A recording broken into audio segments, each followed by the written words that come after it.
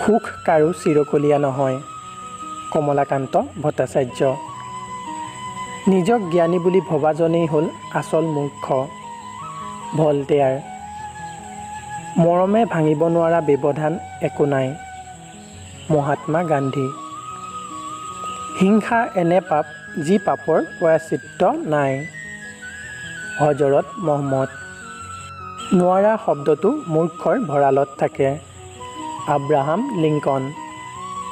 যি মূলা বাঢ়ে তাৰ দুপাততে চিন। ডক্টৰ বাণীকান্ত কাকতি। আমি যি কাম কৰোঁ সেয়াই পৰম পিতাৰ কাম। স্বামী বিবেকানন্দ। যাৰ ধৈৰ্য আছে তেওঁ বিচৰা বস্তু সকলো পাব পাৰে। ফ্ৰেংকলিন। খং আৰু অসহিষ্ণুতাই হৈছে জ্ঞান লাভৰ প্ৰধান শত্ৰু। মহাত্মা গান্ধী। পৰিৱৰ্তনশীল জগতত পৰিৱৰ্তনেই সত্য। লক্ষ্মীনাথ বেজবৰুৱা। অভিজ্ঞতাই ডাঙৰ কিতাপ আৰু জীৱন হৈছে বিদ্যালয়। হেম বৰুৱা। আমাৰ চিন্তা ভাৱনাৰ পৰাই চৰিত্ৰ গঠন হয়। আনন্দ চন্দ্ৰ আগৰৱালা।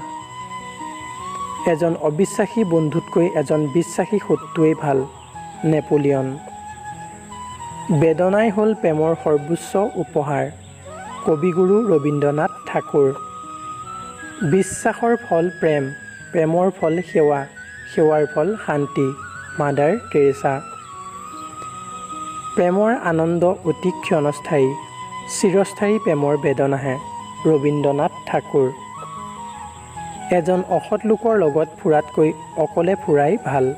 হজৰত মহম্মদ। কুসংস্কাৰ হ'ল পৃথিৱীৰ সবাতোতকৈ ডাঙৰ বোজা। সৰ্বপল্লী ৰাধাকৃষ্ণন। সিদ্ধান্ত ল'ব নোৱাৰা মানুহতকৈ দুৰ্ভগীয়া আন কোনো নাই। William James. ধন্যবাদ বন্ধু।